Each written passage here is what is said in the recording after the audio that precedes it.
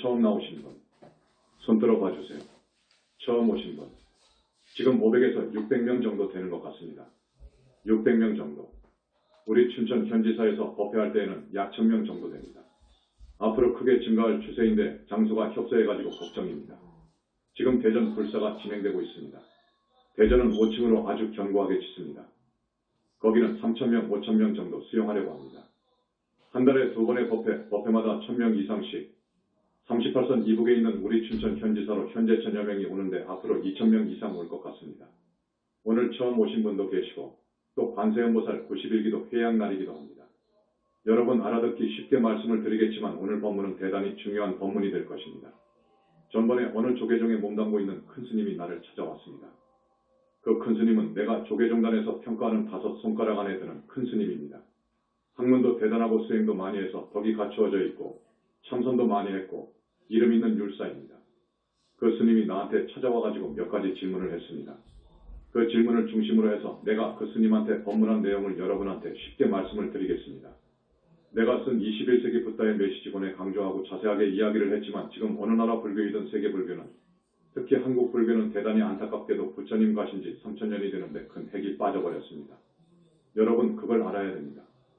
내가 지금 100회 가까이 법문을 하고 우리 현지사에서 나온 책이 10권, 20권 됩니다.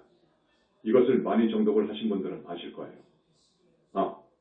지금 큰 스님께서 무슨 말씀을 하시겠구나 하는 것을 아십니다. 너무도 중대한 말이기 때문에 다시 해드립니다. 지금의 불교는 대단히 중대한 핵이 빠져버렸습니다. 핵이 빠졌어요. 그걸 알아야 돼요. 여러분 3, 4년 동안 스님의 법문을 많이 들었으니까 아마 대답하실 분이 있을 것입니다. 2가지 부분에 있어서 큰 핵이 빠졌습니다. 첫째, 부처님에 대한 부분이 빠졌습니다. 여러분 3000년 이후로 오다가 이 핵이 빠져버렸어요. 그래서 오늘날 불교는 반조각 불교입니다. 사실입니다. 내가 그 스님한테 말한 거예요. 반조각 불교가 되어버렸어. 우리 현지국 현지사는 망가진 불법을 재정비하고 있습니다. 스님 말씀 이해하시겠습니까? 둘째, 지금 불교는 윤회에 대한 믿음이 없습니다. 스님이 이 법자에서 솔직하게 신랄하게 지적합니다. 윤회에 대한 믿음이 없습니다. 더 깊이 말하면 인간 영혼의 실체에 대한 부분이 빠져버렸습니다. 지금 불교가 인간 영혼의 실체에 대한 그 부분이 빠져버렸습니다. 대단히 큰 문제입니다. 그래서 반조각 불교가 되었습니다. 반조각 불교 가지고는 중생을 건질 수가 없습니다. 반조각 불교 가지고는 스님들이 윤회를 벗어나기 어렵습니다. 그 스님이 곧 나한테 질문을 했습니다. 한국 불교의 전망은 어떻게 보십니까 하는 것을 물었습니다. 나는 슬프게도 당신한테 대답을 하겠지만 나는 부정적으로 본다. 이 2가지 중요한 핵이 빠져버렸기 때문에 반조각 불교 가지고는 교역자 스님들도 생사윤회에서 해탈하기도 어렵고 그들을 따르는 신도분들도 사막도에서 벗어나기 어려울 것이다. 더구나 앞으로는 화두타파 하시는 분들도 거의 없을 것이다. 그래도 화두타파 정도라도 해야 큰 스님이라고 하는데 그런 큰 스님이 하나 둘씩 나와야 종단을 이끌고 교단을 이끌 수 있는 것인데 그런 거룩한 스님이 없다고 하면 나오지 않는다고 하면 한국 불교뿐만 아니라 이 세계 불교의 전망 미래은 없다. 앞으로는 화두타파 하시는 분들 거의 나오기 어려울 것이다. 첫 번째, 지금 부처님에 대한 중대한 부분에 핵이 빠졌습니다. 이 말이 무슨 말이냐? 여러분은 스님이 말씀하시는 것을 이해할 것입니다. 어느 나라 불교든 부처님에 대해서 몰라요. 부처님이 계시는지 안 계시는지 모릅니다. 이건 사실입니다. 그러므로 부처님에 대한 믿음이 없습니다. 부처님에 대한 믿음이 없으면 불교는 아닙니다. 이미 그것은 불교가 아닙니다. 2600년 전에 우리 석가모니 부처님께서 열반하셨다고 하거든요. 열반하셨어. 어디로 가셨나? 그 부처님이 어디로 가셨느냐 그거요. 전혀 모릅니다. 그 스님도 모릅니다. 몰라서 내가 쉽게 법문해 준 거예요. 모르지 않느냐 그거요. 지금 4.8절 4월 초파일에 여러 불교 교단이나 종단에서 부처님은 해요. 그것은 2600년, 3000년 전에 인도 땅, 남성부주 이치부천에 오신 석가모니 부처님에 대한 거예요. 그분에 대한 거룩함, 그걸 이야기는 해. 그렇지만 그 부처님이 열반해서 어디로 가신 줄을 몰라. 그래서 모든 나라의 불상을 보더라도 머리가 안 깎여 있어. 머리 하나만 보더라도 히말라야 산중에서 수행할 때 그 모습이요. 이것은 화신이라고 합니다. 응화신 혹은 화신. 화신 부처님밖에 몰라. 그런데 우리 현지사에 와보면 부처님 머리가 싹 깎였잖아요. 머리가 깎인 부처님은 세계에서 우리 현지사뿐입니다. 부처님이 된다 하는 마른 불발을 증한다고 그래요. 불과를 징해서 많은 중생을 교화하다가 갈 시간이 되면 명이 되면 가십니다. 절대로 미리 안 가게 되어 있습니다. 갈 때 당에서 잠자듯 바람같이 가는 거예요. 어디로 가느냐? 부처님 이후 지금까지 인간 영혼의 실체에 대해서 몰라버렸기 때문에 가는 곳을 몰랐습니다. 여러분들은 내 책에서 영혼체 이야기를 많이 봤을 거예요. 그것을 모르기 때문에 공으로 회귀했다. 본처로 환지했다라고 말해요. 몰라. 공으로 돌아가 버렸다. 정멸로 돌아가 버렸다. 이렇게 말할 뿐 그 이상 모릅니다.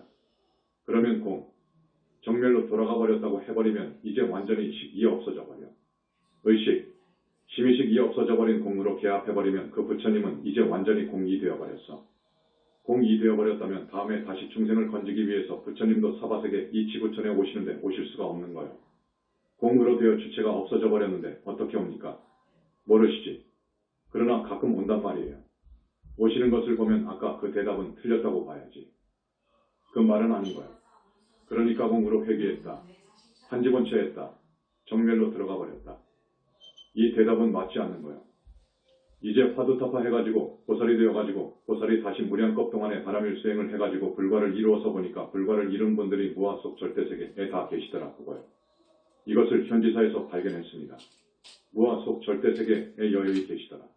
그런데 얼굴이나 몸이나 모든 것은 이 인간 세상에서의 최고 미남인 미스터 유니버스, 최고의 미녀인 미스 유니버스 같은 사람하고는 비교할 수가 없더라. 여러분도 다 예쁘지만 하늘만 가도 하늘 사람은 여러분보다도 훨씬 예쁩니다. 하늘도 54품이 있다는 것을 현지사에서 발견했습니다. 올라갈수록 거룩해.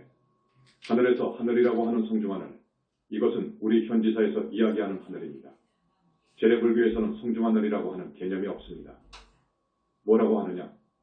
새끼 무새끼 하늘 이렇게 이야기합니다. 새끼 하늘, 무새끼 하늘 이렇게 이야기하지 성중하늘이라고 하지 않습니다. 그 표현은 절반 정도는 맞더라 그거지. 다른 표현은 성중하늘이 맞더라. 성중하늘도 27품이 있더라. 거기를 벗어나면 윤회를 벗어나는, 해탈신을 얻는, 생사전생 윤회전생 뭘 마음대로 할 수 있는 아라한이 되더라. 윤회를 벗어나버린 아라한 하늘이 있더라. 아라한 하늘에서도 더 공부를 많이 하고 공덕을 더 많이 쌓고 하면 그 위에 하늘이 있다. 그 하늘에서도 더 들어가면 소방정토 극락세계가 있더라. 우리 부처님은 소방정토 극락세계에서도 더 높은 하늘, 약사궁이라고 합니다. 약사부처님이 계시는 정토 정유리세계 정토도 27품이 있더라. 그것을 넘어가니까 무아 속 절대세계라고 하는 부처님 세계가 있더라. 그 올라갈수록 얼굴도 장엄하고 예쁘고 더 청정하고 더 밝고 더 맑고 언설로 표현할 수 없을 정도입니다. 이것을 32산 80종호라고 그래. 32산 80종호를 갖춘 부처님들이 무아 속 절대세계에 모두 다 계시더라. 우리 석가모니 부처님께서는 나유타하고 아승직업 전에 법화경을 보면 상상할 수 없는 무량겁 전에 불과를 이루셨는데 무아 속 절대세계에 계시는 우리 부처님은 그 많은 세월이 흘렀음에도 얼굴 피부가 여기 남선부주로 보면 20대 그 생김새 눈 깊음으로 봐서 50대 후반 정도의 거룩하고 무게 있고 인격이 완전히 다듬어진 아주 젊은 젊음은 20대이고 모습으로 계시더라. 미래지가 다 하도록 항상 그렇게 계신다. 왜냐? 거기는 완전히 무량광 빛의 세계이기 때문에 이 몸뚱이는 무량광으로 이루어져 있습니다. 무량광 업종광이라고 하는 법화경이나 화엄경에서는 무량광을 달리 표현한다고 했지요. 나유타하고도 천억 가지의 빛깔, 천억 가지의 빛깔의 광명 이런 식으로 표현을 했는데 그 말이 업종광명이라 그 말이에요. 빛이 억인화돼 7색깔의 무지개 색도 아니고 5색깔이 아니요. 저기 탱화를 잘 그리는 화궁들이 있지요. 그들에게 부처님 후광은 몇 가지 색이냐라고 물으면 아마 5가지요 라고 대답할 거예요. 지금 5가지 색으로 나오지요. 이건 아니요. 5가지 색이 아니라 업종으로 되어 있다 그 말이요. 업종의 빛으로 되어 있단 말이에요. 그래서 업종광명이라 하는 거예요. 그런데 서로 다른 5가지 색깔이 100가지 종류나 된다 그래요. 무량광이라는 것이 그런 희유한 빛이요. 몸이 그런 희유한 빛으로 이루어져 있더라 그 말이요. 얼굴은 그렇게 잘생겼더라. 능력은 어떠하냐? 능력은 필설로 다 그릴 수가 없어. 그래서 나는 우주적인 능력을 부여하신다 이런 말을 하지요. 여러분, 자연의 힘, 자연의 위력이 얼마나 무섭습니까? 그런 자연을 포용한 우주의 힘을 지니고 계시더라 그거요. 부처님은 우주적인 힘을 지니고 계시더라 그거요. 내가 우주적이라는 말을 많이 쓰는데 지금까지 우주적인 부처님의 소식이 쏙 빠져버렸어. 스님들조차도 부처님이 계시는지 안 계시는지도 몰라. 나를 찾아온 그 큰 스님한테 내가 물어보니까 대답을 못해. 내가 그걸 다 아는데 뭐. 대답 못해. 그러면서 자비와 지혜와 복덕이 완전히 갖추어져 있더라. 참 기막힐 일이지요. 이런 부처님의 존재를 지금까지 몰랐습니다. 경전에 특히 법화경이나 화엄경 외에 부처님의 경지를 많이 설명해 놓았지만 그걸 봐가지고는 모릅니다. 그래서 현지사에서는 많은 부분을 내 책에다가 이야기를 하고 그랬지요. 그러니까 부처님이 얼마만큼 거룩한지, 어떻게 해서 부처님이 되었는지 그 과정을 들어보면 눈물 없이는 들을 수가 없어. 너무너무도 고생을 하시고 갖고 수행을 했어. 중생을 위해서 내 몸을 던진 적이 한두 번이 아니요. 그러한 전생담, 본생경이라고 하지요. 본생경을 보면 많은 부처님이 부처님 될 때까지 어떨 때에는 사슴으로도 오고 말로도 오고 배로도 오고 한 그 기록을 해놓은 거예요. 그렇게 해서 부처님이 된 거예요. 그런데 그 부처님에 대한 믿음, 부처님에 대한 부분이 쏙 빠져버린 현재의 불교, 그래서 나는 망가진 불법이라고 합니다. 망가진 불법을 현지궁에서는 재정비한다. 재정비, 복원해야 되겠어. 그래야 이제 완전한 정법이 되고 완전한 불법이 되어요. 이 두 부분, 이 핵이 빠져버렸기 때문에 불자들은 수행하는 수행승들을 포함해서 율계율이 없어. 참 불행한 일이지요. 적당하게 살아. 이 부분에 대해서는 내가 부연 설명을 하지 않겠습니다. 여러분이 나보다 더 잘 알 거예요. 수행승에게 율이 없어. 수행승에게는 율이 생명이요. 율 중에서도 음계가 생명이요. 그 다음에 살생계가 생명이요. 쭉 몇 배까지 나가지요. 우리 108참여는 항상 그걸 가지고 참여하십시오. 율이 없으면 수행승은 이미 수행승이 아닙니다. 그래서 바라이라고 하는 거예요. 바라이라는 것은 목을 벤다 단도한다 그거예요. 사람 목을 베어버리면 죽어버리지. 수행승들은 음계를 파하면 그건 이미 수행승이 아니다. 그러면서 지엄하신 우리 부처님께서는 견성을 했다 하더라도 화두타파를 했다 하더라도 더 나아가서 아라한이 되었다 하더라도 율을 한 번이라도 파하면 지옥행이다. 라고 말씀하십니다. 이렇게 무서운 거요. 그러니까 이정법에서는 진정한 불교에서는 율을 대단히 숭상합니다. 우리 수행승들에게는 이 율이 생명입니다. 우리 현지사 보세요. 춘천을 가보면 얼마나 청정합니까? 스님들이 우유 요구르트 꿀 안 먹습니다. 안 먹어. 그렇게 수행하는 곳은 아마 지구촌 어디를 가봐도 드물 거예요. 그 다음 두 가지 큰 핵에 대해서는 스님이 가끔 이야기를 하기로 하고 지금 우리 현지사에서 많은 것을 발견해서 부처님 이후로 처음 세상에 내놨습니다. 여러분들에게 쉬운 말로 이해하기 쉽게 말씀해 드리겠습니다. 역사 이후 지금까지 지식인들을 포함해서 많은 사람들이 귀신이 있다 없다를 논쟁합니다. 그렇지요. 어떤 사람한테 들으면 귀신이 있다고 하고 또 어떤 사람한테 들으면 없다고 하는 등 논쟁을 합니다. 확실히 대답한 분이 없습니다. 지금까지 확신을 가지고 확실히 사자후한 분이 없었다 그거요. 자, 그런데 우리 현지사에서는 귀신이 있다고 합니다. 귀신이 있다. 귀신이라는 것이 무엇이냐? 우리가 명이다에서 이 몸뚱이를 벗고 나갈 때 죽을 때 완전히 끝나버리는 것이 아니고 서양 사람, 기독교인 등 누구나 죽으면 이 몸속에서 한평생 사는 놈이 나와요. 한평생 주인이 되어가지고 사는 놈이 있어. 그것이 빠져버리면 송장이 되어버리는데 눈이 달렸어도 못 봐. 어디 봅니까? 귀가 달렸어도 못 들어. 문제는 이 몸속에서 한평생 주인이 되어서 사는 생명체, 이게 나와버리면 이 몸뚱이는 불에 넣어도 물속에 넣어도 몰라. 이 나오는 놈, 이놈이 우리 생명체이래요. 이것을 영혼체라고 그래. 나는 줄여서 영체라고 처음 말했습니다. 영혼체가 있어. 그것을 발견했어. 이 영혼체를 이해하기 곳은 밀교나 힌두교에서 조금 알 뿐 그 외에 어느 불교에도 없어. 그런데 이 영혼체가 참 미묘해. 네 가지로 겹쳐져 있어. 영혼체의 몸뚱이가 4개요. 이걸 발견했어. 이것까지 발견했어. 힌두교나 밀교에서는 3개로 나와 있을 겁니다. 아닙니다. 4개로 되어 있습니다. 그런데 사람이 비명에 죽는 경우가 있습니다. 객사 죽음, 자살, 타살, 어떤 사고사, 아주 무서운 병을 앓다가 죽는 경우 등은 명부로 못 들어간다는 것을 여러분 잘 아시죠? 우리 현지사 신도분들은 아주 박사이시지. 명부로 못 들어간 영가, 이걸 귀신이라고 합니다. 또 유령이라는 말이 있어. 유령은 뭐냐? 지금 세상 사람들은 이것도 몰라. 종교인들도 몰라. 가령 20대, 30대의 사고사를 당해서 죽었는데 우리 현지사에 와서 천도제를 한다고 하면 명부로 넣어주잖아요. 사고사를 당하면 명부를 못 들어가는데 현지사에서는 그 영가를 명부에 넣어 줘버린단 말이에요. 저승으로 보낸단 말이에요. 명부에 넣어 줘버릴 경우 4번 영체는 못 들어갑니다. 아까 영체가 4개로 사격으로 되어 있다고 했지요. 밖에서 볼 때 바깥에서부터 4번, 그 다음 3번, 2번, 한 번 영체 순으로 이해하면 돼요. 그런 이 4번 영체 요놈은 명부로 못 들어간다 그거요. 이 4번 영체는 무슨 역할을 하느냐? 여러분의 몸뚱이하고 1, 2, 3번 영체는 항상 붙어 다닙니다. 항상 뭉쳐 있다고. 4번 영체는 1, 2, 3번 영체하고 여러분 육체하고를 접촉시켜주는 기능을 해. 그렇기 때문에 여러분의 4번 영체는 털구멍 하나도 틀림없이 여러분과 똑같아. 그 4번 영체는 명부로 못 들어갑니다. 명부로 못 들어가기 때문에 그 4번 영체는 남아있어. 1, 2, 3번은 뭉쳐서 명부로 들어갔지요. 못 들어간 4번 영체를 유령이라고 해. 아셨습니까?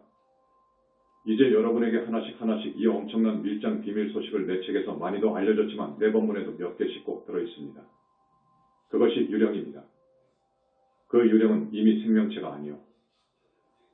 그렇지만 습으로 습의 기운으로 자기가 평소에 잘 다녔던 길, 자기를 화장해서 묻었던 묘, 자기가 평소에 아주 절친했던 친구, 자기가 살던 집 등 이런 데를 다닙니다. 그 유령이 그런 데를 다닌단 말이에요. 지금 막 죽은 유령은 천도제를 해줘버렸는데 4번 영체만 남는다고 했잖아요. 이 4번 영체인 유령은 생명체는 아니지만 습의 힘으로 그런 데를 다녀요. 다니다가 이렇게도 될 수 있어. 유령이 부모나 자기 부인 앞에 확 나타날 수도 있어. 그러면 직업을 할 것 아닙니까? 유령은 그냥 놔두어도 1년 안팎으로 없어지지만 분해되지만 우리 현지사에서는 그것을 알고분해 해줘버립니다. 그것은 이미 생명체가 아니니까. 아셨죠? 그 다음 흉가가 있죠. 저 집은 흉가요. 사람이 가면 죽어나오니 그곳에 이사를 못 가. 흉가라고 해서 버려진 상태로 있어. 이 흉가는 무엇이냐? 이것은 귀신 영가들이 끼리끼리 유유상종 모여서 있는 곳입니다. 그래서 그곳을 자기 본부로 알고 자기 집으로 하라.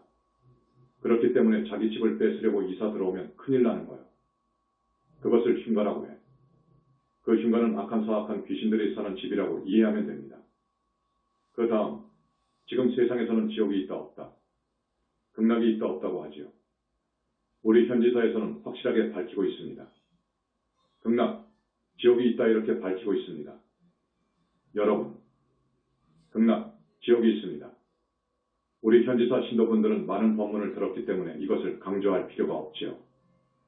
이 부분에 대해서는 그냥 넘어가고 싶은데 오늘 처음 오신 분들이 있어서 말씀을 드립니다. 지옥은 확실히 있습니다. 이 몸뚱이에서 빠져나간 123번 형체가 뭉쳐서 지옥을 가요. 그런데 그 형벌은 너무너무도 무섭기 때문에 불과를 칭한 분도 그것을 보려고 하지 않습니다. 그걸 보면 심장이 벌렁벌렁하니까. 너무너무도 무서운 벌을 받기 때문에 오금을 완전히 펼 수 없을 정도로 강하게 와. 그런데 지금 세상 사람들은 모릅니다. 지옥이 있는지 없는지 모른단 말이에요. 지옥은 확실히 있다는 사실, 세상 사람들은 거의 절대 다수가 지옥을 간다는 사실입니다. 아까도 이야기했지만 정법이 망가져 버렸기 때문에 법문 아닌 법문을 하기 때문에 그렇습니다. 진리와 어긋난, 진리와 간격이 벌어진 것을 가지고 법이다고 진리다고 설하게 되면 큰 과보를 받습니다. 법 아닌 말을 하게 되면 과보를 받는다고. 그래서 양식이 있는 큰 스님들은 법문을 안 하려고 합니다. 나는 법문할 자격이 없다 그거요. 견성해가지고는 그 법문 자격이 없습니다. 아라한이 되었다고 해서 그 법문 자격이 없다고. 보살이 되어도 완벽한 법문을 못한다고. 그렇기 때문에 스스로 사양합니다. 그래서 그걸 자랑으로 하라. 나는 일찍이 법문 한 번 한 적이 없노라. 이걸 자랑으로 하는 거예요. 그건 맞는 거예요. 반조각 불교에서 살아가지고 무엇을 안다고 함부로 법문을 하게 되면 안 됩니다. 경전에 의거해서 하면 조금 더 낫습니다. 그런데 그 경전도 도중에 생긴 거예요. 부처님 당시에 편집된 것이 아니요. 그렇기 때문에 군데군데 부처님 말씀이 아닌 독소가 있어. 아닌 것이 있어. 법화경도 한 품이 부처님 말씀 아니요. 사마외도설, 서마설 이있어. 그렇기 때문에 법안인 법문을 설하게 되면 무서운 과거가 옵니다. 지옥 가는 것은 물론이고 사람 몸을 받아 오더라도 벙어리가 되거나 뇌성마비가 되거나 지체부자유가 되는 거야. 나를 찾아온 그 스님한테 이러한 말도 했습니다. 그 말도 했습니다. 아무 말하지 않고 듣지요. 무슨 마음에 범민이 있으면 무간지옥이고 범민 번뇌, 근심 걱정 이 없는 그 자리가 극락이다라고 이런 말을 하는데 그건 무서운 말이요. 거기서 더 나아가서 실제로 극락을 보고 더 나아가서 지옥을 본 후에 법문을 해야 되는데 그렇지 못하고서 법문을 하면 안 돼. 그런 큰일 날 말은 없는 거야. 그 다음 기독교나 천주교에서 교역자들이 우리 불교를 갖다가 헐뜯는 말 중에 하나가 사람이 죽어서 짐승도 되고 사람이 죽어서 저 지옥을 가고 저 지옥에서 또 짐승도 된다고 아주 웃으면서 박장대소 하면서 이야기를 해. 이건 무슨 말이냐? 이건 큰일 날 대망하여. 이것은 불법법을 능멸하는 말이요. 짐승도 돼. 여러분 지옥 안 가고 짐승 세계에 안 떨어져야 돼. 그러려면 반조각 불교 갖고는 안 돼. 반조각 불교 갖고는 교화할 수가 없어. 진정한 정법 문중으로 와야 돼. 우리 신도분들, 지금 세계 인구가 67억이라고 합니다. 세계 인구가 67억인데 정말로 1000명 남짓되는 우리 현지사 신도, 그분 찾아온 조계종 큰스님 이 현지사 신도가 얼마나 됩니까? 그러더라고. 그래서 지난달에 청정법 신비로 전하부처님을 모신 대적광전 낙성을 했는데 전국에서 만여 명이 왔더라. 버스 관광차가 200대가 더 돼. 제주도에서 비행기를 전세로 해서 200여 명이 왔어. 전국 어느 사찰에 이런 인기 폭발하는 절이 있느냐 그거야. 한 달에 2번 법문을 해. 여기 현지사가 38선 이부고죠. 이 오지에 1000여 명이 온다는 것을 어떻게 생각하오라고 하니까 입이 벌어져 버려. 입이 벌어지지. 서울의 능인선원, 저기 일산 어느 조계사 등에서 법문한다고 해도 500명, 1000명 안팎이요. 거기는 갈 수가 있어. 거기는 그저 걸어서도 가. 그런데 우리 현지사 법문 때 부산에서도 버스가 몇 차 오잖아요. 오려면 1시, 2시에 일어나야 돼. 이거 보통 일이 아니요. 6시간을 타야 돼. 법문 듣고 행사를 마치려면 2에서 3시간 걸리지 않습니까? 또 6시간을 내려가고 15시간은 허비해야 돼. 이거 보통 문제가 아니요. 그래도 윤회도 사실이다 하는 것을 강조했지요. 그리고 또 묻더구먼. 이 시대에 오신 큰 스님의 역할은 무엇입니까? 하고 묻더라고. 이 말 아시겠습니까? 이 시대에 오신 큰 스님 역할은 무엇입니까? 잘 물었다고 했어. 지금 큰 핵이 빠졌단 말도 했지요. 그래서 이 망가진 불법을 재정비하기 위해서 왔다 하는 것을 대전제로 했지요. 그 다음이 정법의 교단이 천년만년 내려가야 되겠다. 그래야 많은 중생을 건질 수 있어. 지금까지 불교로는 악도에서 건져주지도 못해. 참 대단히 죄송하지요. 죄송하지만 내가 법자니까 이런 말을 합니다. 우리 절에 많이 왔으면 좋겠습니다. 더 말하기가 그렇습니다. 지금 불교 갖고는 안 돼요. 지금 불교 갖고는 앞으로 성직자도 화두타파하기가 어려워. 화두타파도 어렵다고 했어. 화두타파에서 버림을 전하되 응계를 지켜야 되고 중계를 지키고 두타행으로 가야 나에 대한 착이 떨어진다. 그래야 아라한이다. 이제 비로소 거기가 아라한이요. 그런데 견성하는 사람도 참 드물 것이다. 거의 없을 것이다. 이 불교 갖고는 안 된다. 우리 사찰, 우리 현지사는 성지 중 성지라고 선언을 했습니다. 그건 맞습니다. 왜냐? 왜 성지 중 성지라고 하느냐? 지금 성지라고 하는 개념, 저기 천축 인도 땅에 가서 혹은 태국 같은 데 가서 부처님의 사리를 가져와 가지고 그걸 갖다가 봉안을 하면 성지라고 해버려. 또 과거도 그랬고 자장율사라든지 이런 분들이 중국에 가서 부처님 진신사리라 해서 받아와 가지고 그것도 분명치 않습니다. 어떻게 해서 받아왔는지 지금 모릅니다. 기도해서 범승한테 받았다고 하는데 그건 조금 그렇고 아무튼 가져다가 5군데 봉안, 지금 정멸보궁이라고 하는 곳 있잖아요. 거기다가 봉안하는 거야. 그래서 거기를 성지라고 하는 거야. 그런데 그게 성지이겠습니까? 내가 지금 말하는 곳이 성지이겠습니까? 지금 내가 말합니다. 자, 부처님이 항상 상주하셔. 부처님도 옛날 2600년 전 부처님 그 몸뚱이가 아니요. 무아 속 절대세계에 계시는 그 원만보신, 그걸 불신이라고도 하고 나는 원만보신이라고도 하고 보신이라고도 합니다. 이 보신이 직접 상주하신단 말이에요. 부처님 화신 보신 법신 그러는데 그 보신이라고 하면 중심입니다. 보신이 중심 옳시다. 보신이 있어야 중생을 교화할 수 있습니다. 보신은 어떻게 생겼느냐? 눈도 있고 코도 있고 귀도 있고 입도 있고 다 달렸어. 몸뚱이도 똑같아. 그렇기 때문에 나한테 입으로 말하는 거야. 이목구비가 없는 저 법신은, 생각도 없는 저 법신은 중생을 교화할 수가 없어. 교화할 수 있는 부처님은 보신불이라야 돼. 보신불이라야 되는 거야. 그런데 이 보신불이 여러분에게는 죽어도 안 보여. 이것은 불과를 증해야 무량광이라고 하는 희유하고 불가사의한 이 빛을 볼 수 있어야 이제 부처를 보는 거야. 또 법문 듣는 그 코스도 있어. 그래야 그 법문을 듣고 하는데 그 제자를 붙다 되게끔 지도해 주는 거야. 말로 때리면서 경고하면서 외말을 막아주면서 끄는 거야. 이런 보신이 없으면 안 되는 거야. 진짜 부처님은 보신 부처님이요. 이건 무량광으로 이루어졌기 때문에 영원히 멸도할 수가 죽을 수가 없어. 그리고 대적정 삼매를 통과해야 붙다요. 그 대적정 삼매는 모든 삼매의 제일 궁극의 삼매이요. 그런 힘이 있기 때문에 어떠하냐? 부처님께서 어제 많이 참석해 주신 관음기도 제자들을 씻어주셨는데 어떻게 씻어주시느냐? 이 청정하고 깨끗한 업종에 그 광명으로 씻어주는 거야. 그 광명의 기능이 그래. 중생의 업장도 씻어주는 그런 기능을 한다. 그거요. 열반경에 확실히 그 말이 쓰여 있어.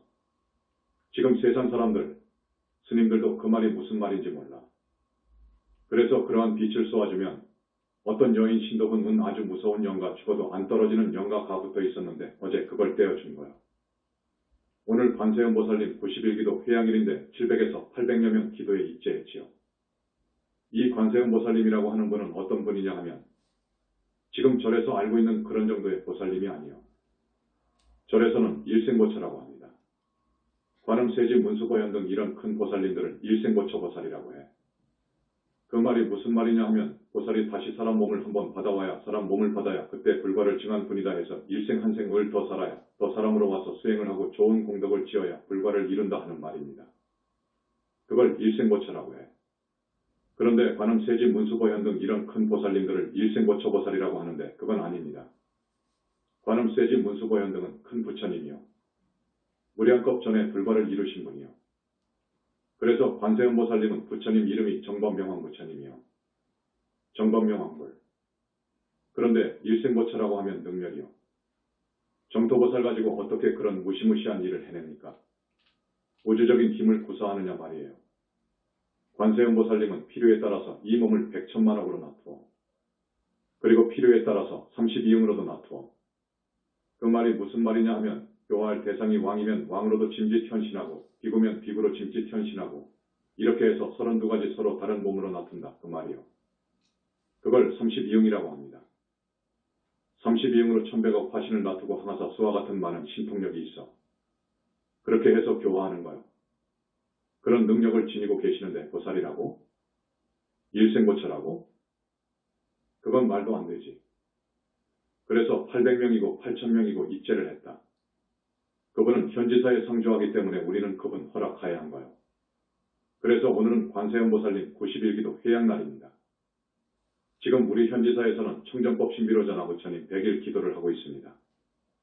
여기서는 오늘 관세음 보살님 91기도를 회양하는 날입니다. 그리고 관세음 보살님 좌우부처는 해상용왕과 무슨 남순동자가 아니고 해수관음 육관음 보살이라는 것. 해수관음 육관음 보살님은 어떻게 생겼느냐 하는 것도 내 책 21세기 붓다의 메시지본에 다 밝혔습니다. 그 다음 지장보살은 어떤 분이냐? 지금 불교계에서는 지장보살을 어떻게 보느냐? 보살, 식지보살로 봅니다. 불과를 증하지 못했다고 봅니다. 그런데 이미 내가 21세기 붓다의 메시지본에서 설명을 했습니다. 아니다. 지장보살님은 빵빵한 부처님이더라. 무량겁 전에 불과를 증하신 분이더라. 관세음보살님과 지장보살님은 우리 세존, 우리 부처님으로부터 가장 사랑을 받는 부처님이시더라. 다만 인행시의 수행 당시에 세운 소원이 있었다. 그건 뭐냐? 지옥 중생이 한 사람이라도 남아있는 한대가 성불을 미룰 않을 것이다 하는 소원을 세웠지만 그건 소원이고 이미 무수겁 전에 불과를 증하신 어른이더라. 이것을 설명했습니다. 우리 현지사에서는 대단히 많은 것을 발견했지요. 대단히 많은 것을 발견했는데 이러한 소식을 띄워주면서 법문을 하니까 3년 전 나의 TV 법문을 신랄하게 마구 비판한 사람들이 있어. 그러니까 반조각 불교에서 비판해. 생전 들어보지도 못한 말을 하거든. 그러니까 접근법도 아니다. 진리도 아니다 그거요. 사실이 아니다고 했습니다. 뭐 묻은 개가 뭐 묻은 개를 뭐 한다는 말이 있습니다. 자, 두 눈을 가진 두 눈이 달린 원숭이가 사람들 틈에 끼어가지고 배를 타고 항해를 했습니다. 무슨 목적이 있어서 배를 타고 어디 먼 데를 항해 중이었어. 도중에 폭풍우를 만나서 그 배가 그만 전복이 되어 사람들이 다 죽어버렸어. 사람들은 다 죽어버렸는데 공교롭게도 이 원숭이 한 마리만 살아남았어요. 그 살아남은 원숭이가 어느 섬에 당도했습니다. 그 섬은 원숭이들이 사는 섬인데 그 섬의 원숭이들은 눈이 하나만 달려있어. 눈이 하나 달린 원숭이를 만났단 말이요. 만나니까 눈 하나 달린 원숭이들이 너는 어떻게 병신이냐 그거요. 여기 봐라. 전부 눈이 하나인데 너는 왜 둘 달렸느냐 그거요. 너는 병신이다 그거요. 너는 우리하고 같이 살 수가 없어. 보기도 싫으니까 살 수가 없어. 그러니까 두 눈 달린 원숭이가 아니다. 우리가 사는 데는 눈이 둘이다. 눈이 둘이 맞다고 아무리 강변을 하고 힘주어서 말을 하고 싸워도 이거 안 통해. 너는 병신이다 그거요. 너는 사기꾼이다 그거요. 그러니까 할 수 없이 그 두 눈 달린 원숭이가 이제 거기에 살아야 되니까 막대기를 갖고 눈 한쪽을 쑤셔버렸어. 그러니까 눈이 하나가 되었죠. 그러니까 눈이 하나 달린 원숭이들이 이제 되었다 그거요. 너는 이제 되었어. 이제 비로소 너는 되었어. 이게 경전에 있는 이야기입니다. 우리 현지궁 현지사 이법은 우리 부처님이 인증을 몇 번 하십니다. 강조합니다. 너희들은 지금 죽어도 이정법의 씨앗인 21세기 붓다의 메시지권을 냈으니까 이 정법을 세상에 내놨으니까 망가진 불법이 시간이 흐를수록 정비가 될 것이다. 또 내 말에는 조금도 하자가 없습니다. 지금 시간이 좀 지났습니다. 재미있는 이야기가 많지만 오늘만 날이 아니니까 다음에 계속 법문해 드리도록 하겠습니다. 자, 스님이 너무도 중요한 법문이기 때문에 오늘 다시 한번 강조합니다. 지금까지의 불교는 큰 핵이 빠졌다. 부처님에 대한 부분도 빠졌고 영혼의 실체, 인간 영혼의 실체에 대해서 서구 지성인들이 지금 몹시도 알려고 하지만 과학과 철학으로 몹시 파고 들어갔지만 답을 얻을 수가 없어. 그래서 내가 21세기 붓다의 메시지권 첫머리에 쓰기를 아무리 과학이 발달하고 발달을 해도 과학의 힘으로는 한계가 있고 철학도 한계가 있고 이 아르마리로 풀어가니까 한계가 있고 다만 부처님의 그 대적정산매를 통과하지 않는 이상 절대 부처님의 세계와 인간 영혼의 실체, 이 생사관을 모를 것이다. 그 스님하고 이야기한 것이 많습니다. 많은데 이 다음에 이야기하기로 하고 여러분은 대단히 복이 많은 줄 아시오. 왜냐? 의심을 하고 따라와도 하늘은 갈 겁니다. 왜 그러느냐? 이유가 있습니다. 이유가 있어요. 부처님께서 항상 여기에 현신하시고 상조하시면서 현지사의 크나큰 행사나 기도, 법문할 때는 여러분이 헤아릴 수 없는 불가사의한 그 당신의 청정한 빛으로 여러분을 씻어줍니다. 업이 씻겨나가야 됩니다. 업이 씻겨나가야 되고 소멸이 되어야 여러분들이 잘 살고 여러분들의 소망이 이루어지고 여러분이 악도에 안 가고 그럽니다. 그래서 아마 의심을 하면서 따라와도 우리 현지사 신도분들은 하늘에 날 것이다. 오늘 음력 12월 15일에 전번의 영적인 작업, 큰 영체 작업, 보살로서의 영체 작업이 끝난 우리 보광스님에 대한 인가가 나옵니다. 그리고 전번에 그 법문은 다음에 하겠습니다. 아까도 말씀했지만 이렇게 많이 오니까 걱정이 됩니다. 지금 대단히 걱정이 되는데 저기 대전 불사가 여러 가지 사정으로 늦어지고 있습니다. 그러나 내년, 이제 보름 있으면 내년이지만 명년에 끝납니다. 법문은 주로 본사하고 대전에서 할 것입니다. 여기는 그동안에도 이렇게 많이 오기 때문에 어떻게 수용을 할 수가 없어서 대단히 미안합니다. 하지만 여러분, 내 그동안 4년 동안 왜 법문이 책으로 그렇게 많이 나오고 테이프가 그때 나오니까 들어보십시오. 어디에 하자가 있는지를 들어보십시오. 팔만대장경의 근거에서도 한번 검토해보세요. 하자가 없을 것입니다. 그러니까 이 정법을 듣고 우리 정법 가족이 되고 그래야 됩니다. 우리 스님들 간에 우리 현지사 신도분들은 극성이다라고 그럽니다. 그 말은 무슨 말이냐? 이미 차원이 저런 신도들하고 스님들하고 달라. 영적인, 영혼체의 아름답고 깨끗한 것도 다른 신도, 다른 절, 스님보다도 훨씬 위입니다, 여러분. 그러니까 여러분 친구, 이웃, 또 다른 종교를 믿는 그 불쌍한 사람들을 한 사람이라도 더 모시고 오시기를 부탁드립니다. 마지막으로 정근을 좀 하겠습니다. 나무 영산불멸 수상전 시아본사 구원실성 석가모니불 천상천하무여불 시방세계영무비 세간소유아징견 일체무유여불자 고아일심 김영정매